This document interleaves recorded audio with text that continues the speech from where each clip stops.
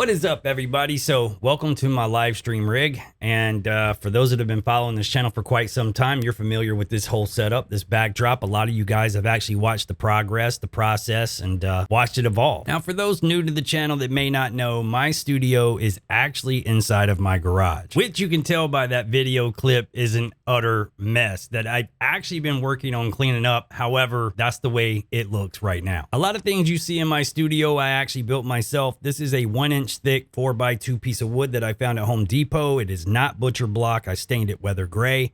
I went with these black galvanized 1-inch diameter pipes where I added these fittings at the bottom and the top to fasten it to the table for support. I totally don't recommend doing this because, as you can see from my garage floor, these things have rusted, and if you were to use that on carpet, that would just be tragic. However, some of you guys were way too caught up looking at the cables and judging me on my garage floor. It's a garage floor. It's supposed to be a dungeon. The only thing that really matters is that I have the right equipment. I have a DBX 286S compressor de-esser expander and noise gate. I have a stream deck. I have a 4-camera switcher ATM mini. I have a Mackie mixer for my audio. I use my laptop to pull up a bunch of windows and browsers and NDI that into OBS, which is on the Big Mac. And then I use this vertical monitor to read chats, and the big monitor basically just take phone calls through Skype on that. Like I said, it's a mess, but it does exactly what I need it to do, and it functions. Quick question. How many of you tech heads out there notice my sweet pair of lights? I got these babies at Best Buy a while back for about $25 a piece. They're raw LED with no diffuser. They go down to like 25% brightness, and they won't go any less, so they will literally blind you. And I had to take some old soft boxes I had. I took the covers off of them and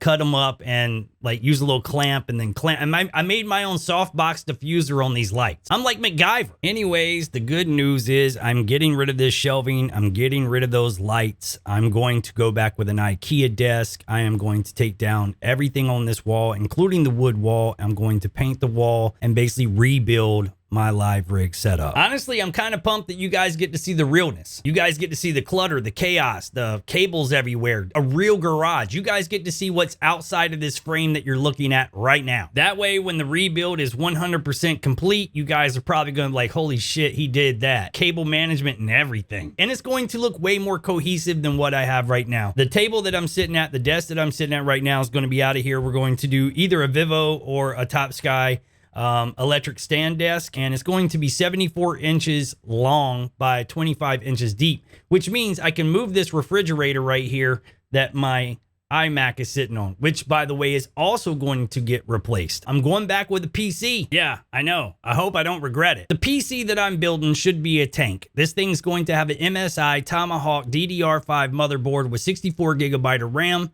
paired with a Ryzen 9 7000 series processor, 16 core. I should be able to do whatever I want with it. Look, there's tons more I could say right now, but we got to get to tearing this thing down so we can get all this work started. So let's get to it.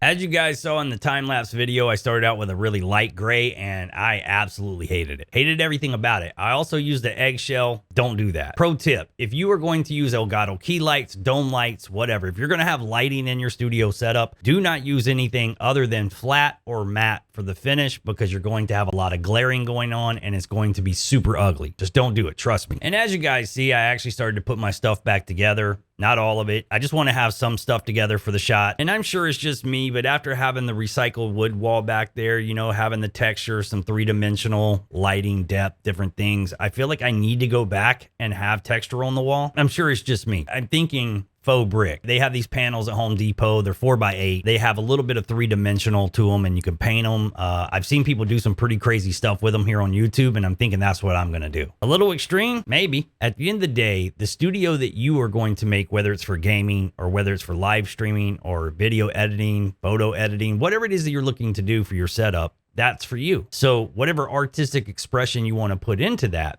that's your vision. And speaking of vision, let's take a second. I'll tell you about mine. So I don't know if I really broke this down as of yet in this video. I don't think that I have, but one thing to note is I've actually started blacking out my ceiling. There is no natural light in here. It's all artificial light, studio light. So I like the idea of having a super dark room because then I feel like I actually have control of the lighting. If you have white ceilings and semi-gloss paint and all that stuff, then your lighting's just bouncing all over the place and it's not able to be controlled as you could in this environment. So this table back here is a shelving system. It's 8 feet wide, it's 25 feet deep. A couple of shelves that I've been using throughout the years. I'm finally getting rid of this. I'm going back with a Carlby desktop or countertop from IKEA. Nice dark walnut laminate. Yes, it's laminate. I don't feel like dealing with real wood. I'm going to put some Alex drawers on each side, as you see a lot of people use for their setups here on YouTube. The white shelves are out of here. I don't know what I'm going back with at this point. I just have these here for now. They were cool until they weren't, and now I'm over them. So we're going to go back with something that's like a dark walnut pattern, whether it just be a single shelf on the wall. Either way, it's coming off the desk. These right now, the way they sit directly on top of this. That's got to go. The new desktop that's going to be sitting here, countertop, whatever you want to call it, I want that clean and clear. I'm going to have monitor speakers, computer screen, and I want to have the shelving off the desk and on the wall. And like I said, we're going to do the brick faux wall. So when you use things like this cheap lamp that I got from Walmart, but it's throwing LED color across the wall, it's going to illuminate the 3D pattern in the brick. Now, I'm getting rid of these as well, and I'm going back with Godot's CL10 lights. They're fairly cheap, but they're dedicated LED cast lights, so like just to cast onto a wall or whatever you want to do.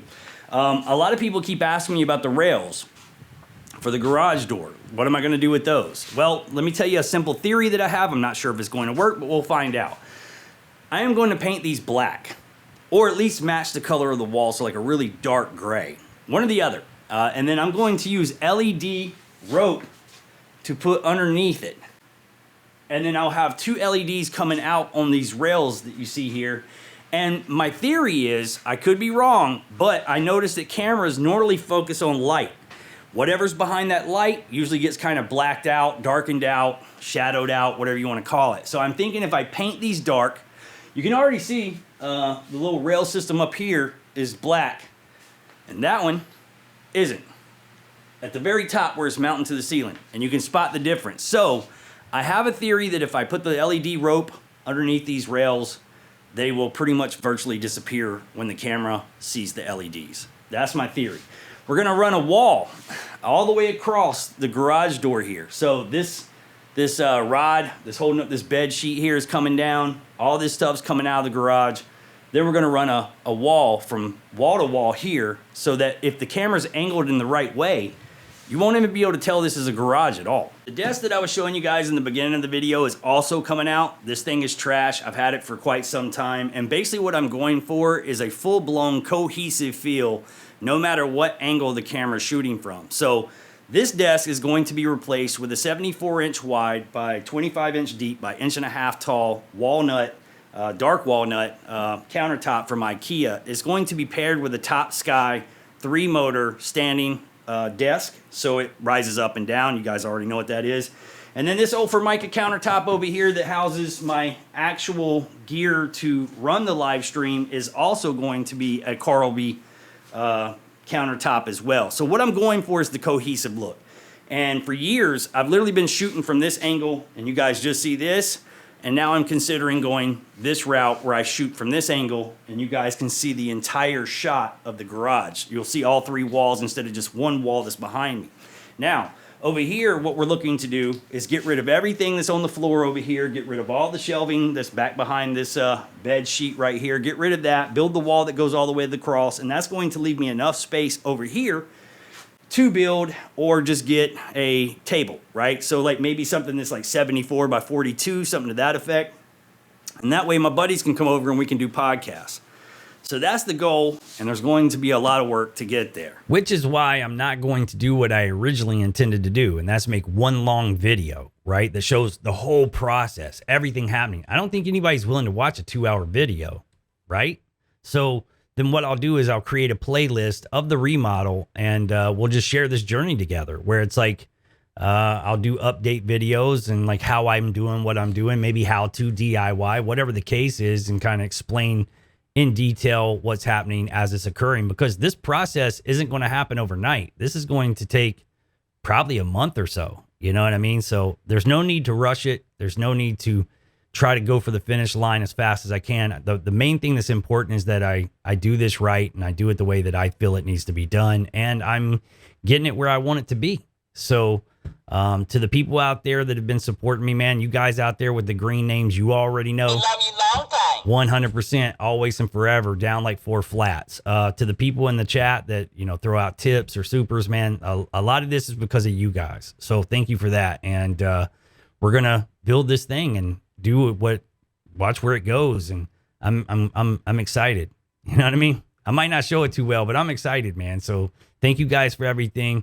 Thanks for watching. If you want to ride on the journey, make sure you're tapped into the channel. So I'll catch you guys on the next live. And I'm looking forward to this. Thank you for everything. We love you long time.